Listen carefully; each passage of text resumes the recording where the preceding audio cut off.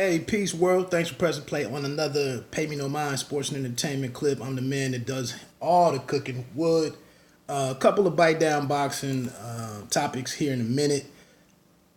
One big thing is NFL football kicks off in a big way tonight with the I think it's 2 or 3 games out there.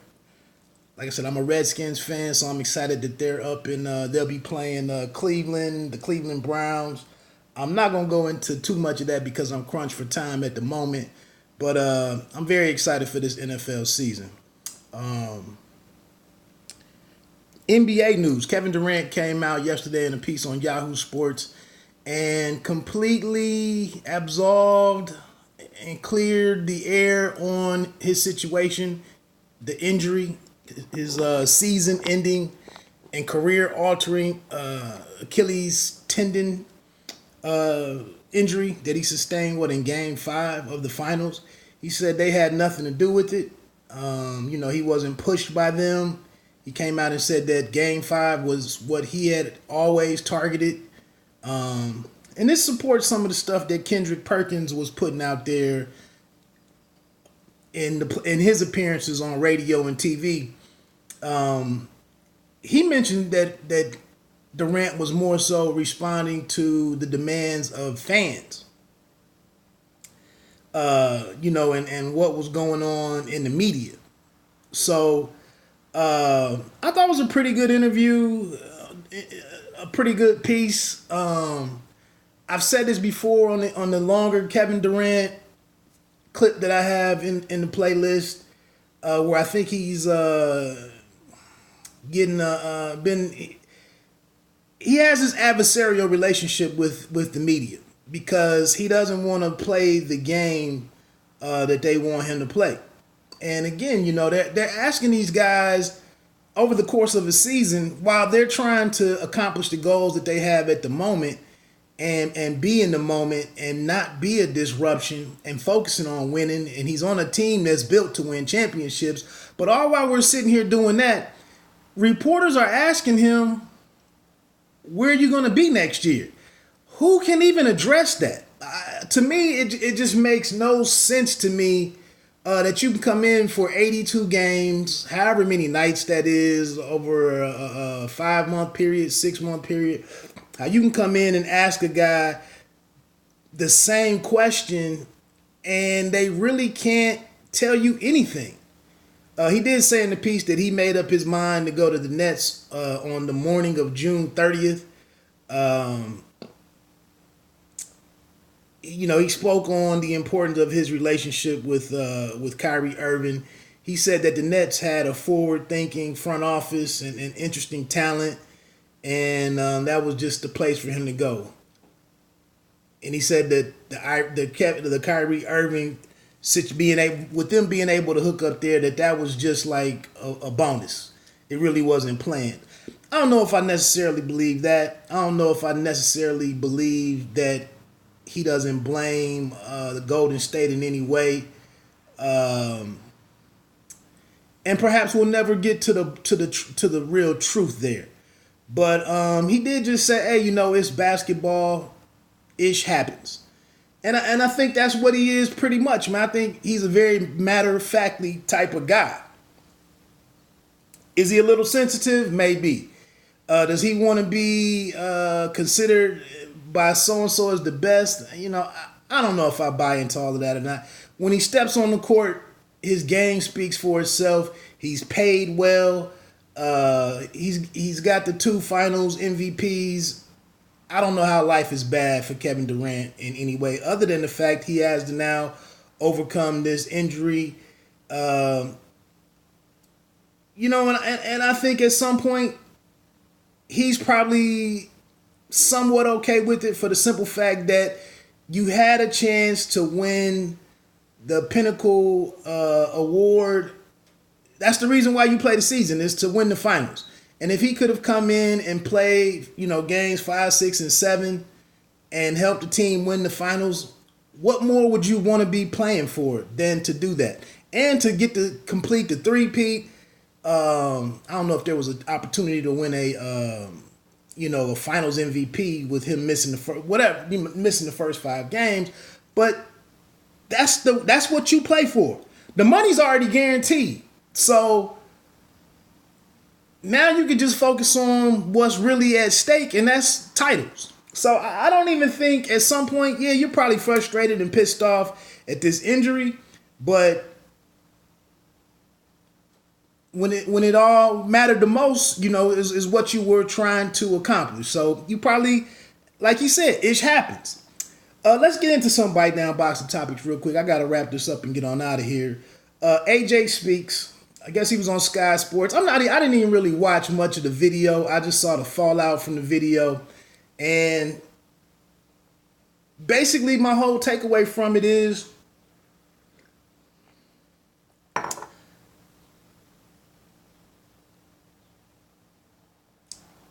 that he can't win.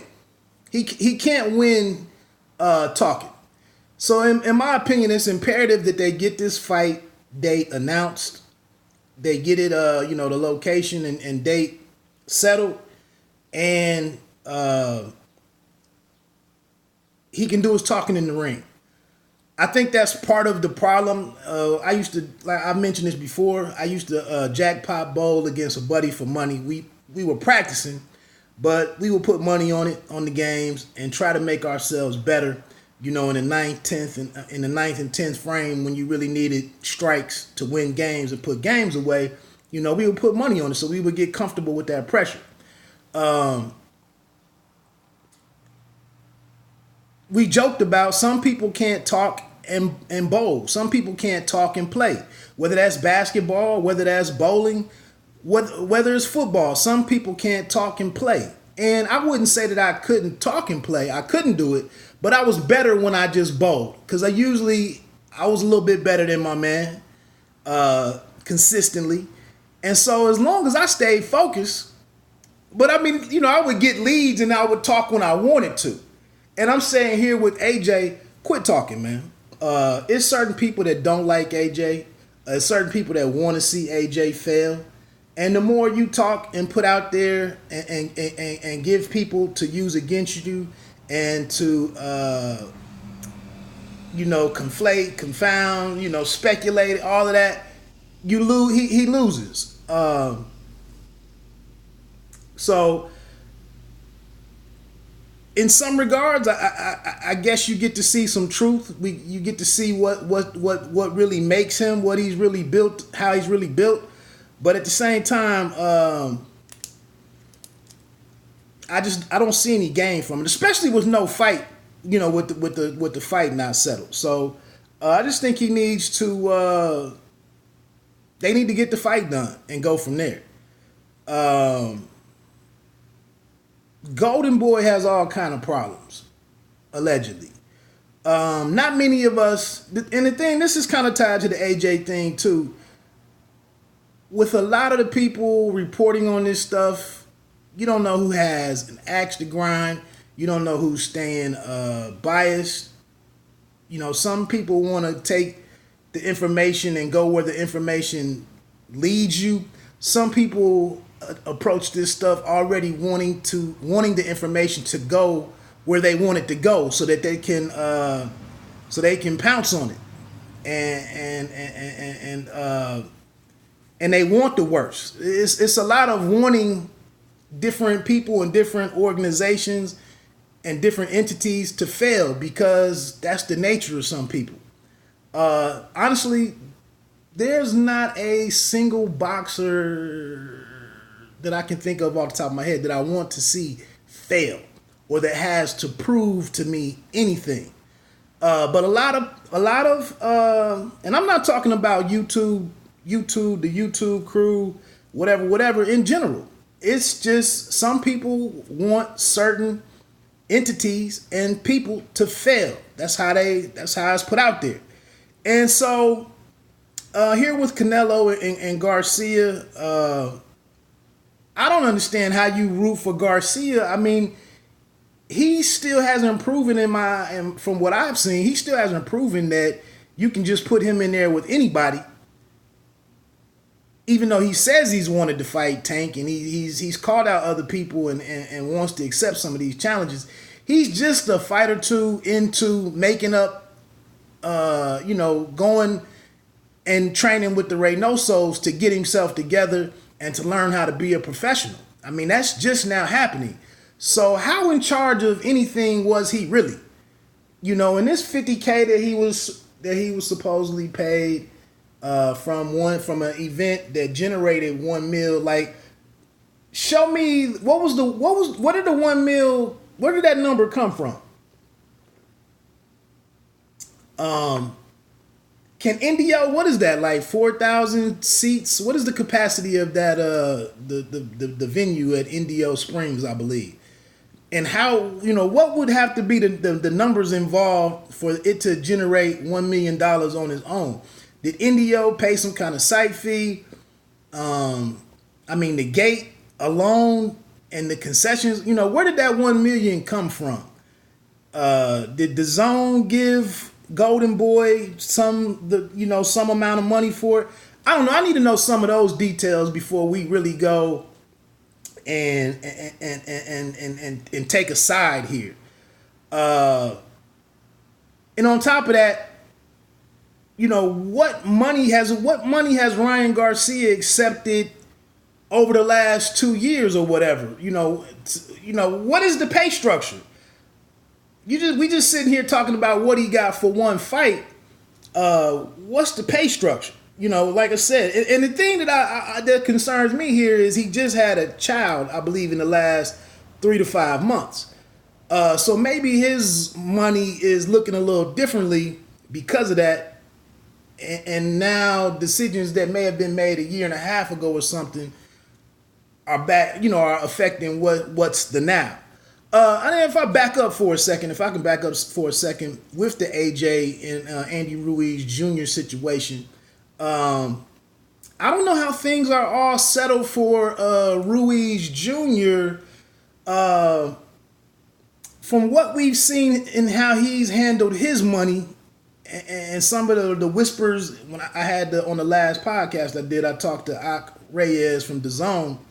And he hinted at, some stuff that's going on behind the scenes with Andy Ruiz and how things have changed since he won. But now to see this mansion that he bought or this large property that he bought, the vehicle that he purchased himself, I heard somebody mention that he bought a matching one for his wife or his woman, and then he bought some stuff for his mom. Without really patting that man's pockets and digging into his money, the concern is, how focused can you be in the ring if now you're spending money faster than you can get it? So how are you coming into the ring now? And what decisions will you make because you need to maintain this lifestyle that you created? And I'm sorry, if he made $5 or $5.5 million for this one fight, it on the surface, it looks like he spent the majority of that already. If you factor in taxes, or are you going to have a tax situation at the end of the year? So again, how do I root for Andy Ruiz in this matter outside of the ring when things don't really look that good? The optics of some of this stuff is concerning. That's just my opinion on it. The other thing, the last note before I get out of here on boxing, the fight I mentioned yesterday, I think that the JRoc and Jarrett Hurd rematch was set for December 14th, that's what it probably will move forward with that date at Barclays. And we're getting into the PED issue online pretty heavy, and again, the folks weighing in on this, let's follow the money. Testing is expensive. Athletes are not going to willingly want to foot the bill for all of that. They're just not going. They'd rather go in there. Most would rather go in there blind and just, I hope the guy across the ring from me isn't invested in that type of stuff, and we go in here and deal with it. But to sit here and make a commitment to be in the year, and one thing that came out of it was JRoc said that he's in the clean boxing program. He's been in it for the last 2 years, but he said that also in another tweet, he mentioned that he'd only been tested 3 times. So one thing that I took from that was if you're in VADA's 365 plan, you be tested a minimum of 8 to 10 times in 1 year. With JRoc coming out and saying that he's only been tested 3 times in 2 years, in 24 months. I'm just not going to play the PED. I'm not going to play the PED game. Either the networks, the apps, the commissions, either somebody put something together that has some teeth, or it just is what it is. But I don't know how we go out here and attack the fighters. Again, you know, why would a fighter pay 60 bands, 70 bands to be tested so I can be something to you in the media or the optics, so the optics can look right to people who really don't give a damn. They just want something to tweet about. This is real life stuff. Like if you have kids, who knows if you're trying to put kids through school, you putting kids through private school, college plans, you just want your money to do your own thing with. Again, that's it's people driving around without auto insurance as thousandaires, or or homeowners insurance or renters insurance. Like people make a decision what they want to do with their discretionary income. So to sit here and expect fighters across the board to pay for year-round testing that's 70, 90 bands, is that even realistic? And again, some of the people saying the most, what is your relationship to boxing? Do you feed your family from this? Are you taking punches? Some of this is just something else to argue about. So, not to say it's not important, but again, and I'll close with this. When we look at the NFL, until the last 2 years, guys were out on that field trying to kill each other, and in doing so, putting their own life in jeopardy with the hits. Leading, the crown, leaving, what do they call it? Launching themselves into other individuals, into opponents. I mean, it was gruesome what was going on out there, and it was senseless. It was defenders getting up off of the ground, groggy and wobbly, and hurting themselves just to play the game. And maybe to be on Sports Center or whatever else. But the league had to come in and legislate this behavior away. It didn't change on its own. Nobody looked at themselves in the film study and said, man, what the hell was I thinking right there? Like, I hit that dude and hurt myself badly and missed 2 or 4 games with the concussion or the concussion protocol. What was I doing? Nobody said that.